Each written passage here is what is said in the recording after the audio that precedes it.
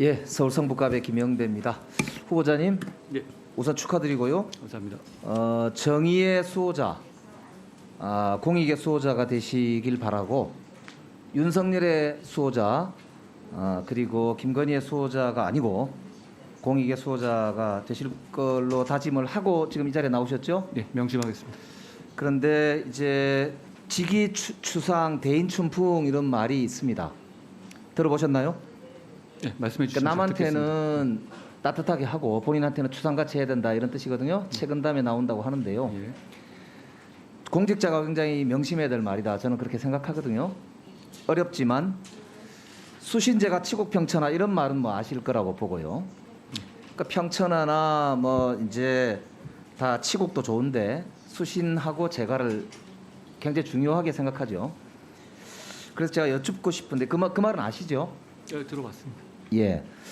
그래서 대한민국 법무부 장관의 자존심을 지키기 위해서는 무엇보다 한 점의 의혹 없이 본인이 수신하고 제가하고 그리고 치국을 하려고 하는 비전을 가지고 있다는 걸 보여주는 게 중요하고 국민들이 다 보고 계시기 때문에 그런 점에서 아까 제가 자료를 요청을 드렸는데 오늘 다 내실 수 있죠? 답변 드릴까요? 예. 예, 그 자료 짧게요. 예, 자료 제출에 대해서는 저 나름대로 성실하게 제출하려고 아니 노력했습니다만. 아까 제가 예, 다 이제 요청한 거 빨리 내셔요. 예. 네? 말씀드리겠습니다. 예. 예. 그리고 저는 지금까지 법무부에서도 말씀하신 것처럼 법무부 장관이 또 그런 면이 굉장히 중요하기 때문에 법무부 장관들이 역대로 낸 그 기준과 전례가 있습니다. 거기에 맞춰서 저는 준비했고요. 위원님 말씀하신 거 더 명심해서 그 부분에 대해서 지금 하나도 제출 안 했는데 무슨 뭘 기준에 맞게 제출하셨다는 겁니까? 과거 법무부 장관들이 내셨던 기준에 됐습니다. 정확하게 부합하게 제출을 했습니다. 지금 뭐 자료가 전혀 지금 제출되지 않고요. 완전히 모르쇠로 일관하고 계신데 이렇게 하면 곤란합니다. 다음 지금 장관 되신다고 해도 그 이후에 계속 문제가 될 거라고 말씀드릴 수밖에 없거든요. 속히 자료 제출하시기 바랍니다. 아까 위원장님도 말씀하셨는데 그렇게 말씀하시면 안 됩니다. 자, 우선 좀 띄워주세요. 지금 이제 자녀들에 대해서 의혹이 제기되고 있는데 한마디로 한동훈 가족판 스카이캐슬이다 이렇게 지금 볼 수밖에 없고 장녀뿐만 아니라 조카들 그리고 이제 처가 식구들까지 다 동원된 스펙 공동체로 이루어져서 보니까 뭐 이모 찬스, 외할머니 찬스, 엄마 찬스, 각종의 찬스를 다 쓰고 아빠 찬스까지 포함해서 그동안 스펙을 만들어 온 것 같아요. 보니까 숙명 여중인가요? 다니다가 지금 최대위기인가 하는 학교로 가 있다고 되어 있는데요. 그 중에 제가 한번 저기 보시면 앞에 따님하고 저 이종 사촌 두 분, 저 중에 이제 유펜이라는 학교에 진학을 했다고 하는데요. 어떻게 저렇게 스펙 관리가 똑같습니까? 저렇게 보면은 봉사단체 만들어 가지고 스펙 쌓고 그걸로 뭐 상도 받았고 혹은 뭐 그걸 여기저기 이제 스펙으로 썼어요. 그리고 더 팬데믹 타임스라고 하는 곳에 같이 저자로도 등록하고 말이죠. 그래서 언니들은 보니까 미리 대학을 이제 좋은 대학을 갔어요, 외국에. 그리고 이제 공저도 똑같아요. 방글라데시 대학원생하고 공저도 하고 언니들은 보니까 뭐 이렇게 외숙모 찬스로 의대 교수인 외숙모하고 공저도 했고요. 다른 나라 중국이나 이런 데하고 공저도 했더라고요. 약탈적인 학술지에다 오픈 액세스 저널에 등재도 같이 했더라고요.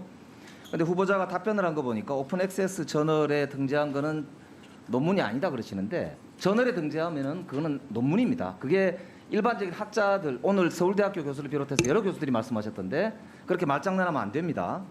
그리고 학술지에 실었다는 것 자체가 이미 오픈 액세스라는 거는 누구나 볼 수 있다는 뜻이지 그게 학술지가 실은 게 논문이 아니다라는 황당한 논리로 연결될 것은 아니거든요.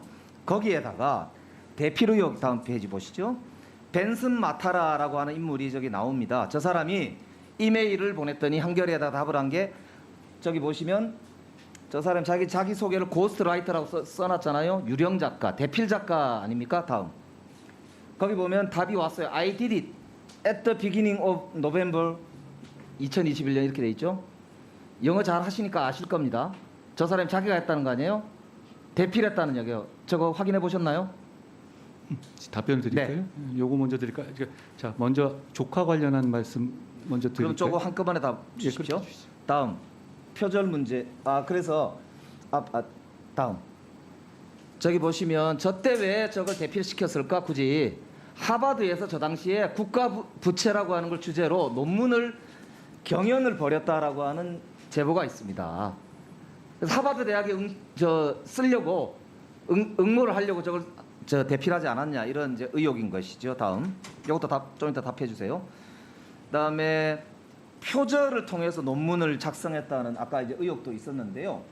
저 표절한 걸 보니까 이게 이제 표절을 판별하는 여러 프로그램이 있는데 그 중에서도 뉴스타파 보도에 의하면 카필릭스라고 하는 데서 한 거 보니까 유사도가 55.5%에 이른다고 합니다. 반 이상을 뺏긴 거예요. 저 인터넷에 떠도는 거를 긁어가지고 그냥 한 것이죠. 그거를 저널에 이제 실어서 문제가 되고 있고 그러다 보니까 증거를 없애기 위해서 막 삭제도 하고 한 것으로 이제 지금 보이는데 그 이제 IEEE라고 하는 IEEE라고 부르는 여기 이제 권위 있는 이 학술 단체에서 학회에서는 표절에 대해서 매우 엄격하게 관리를 하는데 그 중에 사과문도 제출해야 되고 본인이 안 하면 위반 공지도 하게 되어 있거든요. 그러니까 이런 이제 문제가 지금 의혹으로 제기가 되고 있는데 여기에 대해서도 답변을 주셔야 될 것 같습니다. 그다음에 봉사활동 관련해서 이제 확인할 게 있는데요. 지금 따님이 여러 군데서 수상을 하시면서 2만 시간 봉사활동을 했다고 돼 있어요. 근데 2만 시간이면 하루에 10시간 잡고 2,000일 아닙니까? 2,000일이면은 거의 5년이 넘습니다. 5년 동안 매일 10시간을 봉사를 해야 돼요. 근데 어떻게 해서 도대체 2만 시간이라는 봉사 시간을 본인이 기록했는지 내역을 내라고 공적 조서를 내라고 해도 후보자가 전혀 제출하지 않는데 이것에 대해 위원님 여기 본인이 아니라 허 오거니제이션이 했다고 나옵니다. 이 예. 단체가 전체 합쳐서 압니다. 그랬다는 얘기죠. 그래서 그 오가니제이션이라고 하는 것에 대해서 자료를 내달라고 말씀을 여러 차례 드렸어요. 그래서 제가 자료 제출 요구를 한 거 아닙니까? 그걸 확인해 주시기 바라고요. 좀 이따 답변을 주시기 바랍니다. 그리고 이제 아까 얘기했던 이 저기 입시에 지원하지 않았다라고 지금 말씀을 하시는데 이거는 말장난이거든요. 왜냐하면 굳이 왜 그러면 대필까지 하고 그다음에 논문을 표절까지 해가지고 저렇게 스펙을 쌓고 상을 받았을까? 이건 아까 얘기했던 언니들이 갔던 길을 그대로 가기 위한 것 아니겠느냐라고 하는 합리적 추측이 가능하거든요. 지금 본인이 활동하면서 저렇게 봉사활동 열심히 하고 있는 이유가 대학을 그러면 갈 때 쓰지 않기 위해서 그랬다는 말인가요? 거꾸로 그걸 여쭤볼 수밖에 없는 거 아닙니까? 그러니까 따라서 이걸 스펙 쌓기로 보이는데 이걸 말장난으로 이렇게 말씀하실 게 아니라 진실을 밝히는 게 중요하다고 생각합니다. 답변 부탁. 네, 답변하십시오, 예, 후보자님. 네, 예. 압축해서 답변해 예, 좀 주시면 여러 가지 말씀해 고맙습니다. 주셔서 제가 네. 뭐 혹시 빠지는 거 있으면 지적해 주시면 다시 말씀드리겠습니다. 제 제가 저의 어떤 공직 적합성을 보는데 저와 관계없는 조카에 대해가 대학 간 거를 물으시면 제가 할 말이 없습니다. 제가 이거 모르고요. 그리고 제가 요 몇 년 동안에 제 딸이 어떤 교육을 하는지 솔직히 저는 알지 못했고 이번에 보도가 나오거나 그럴 때마다 제가 물어본 것인데요.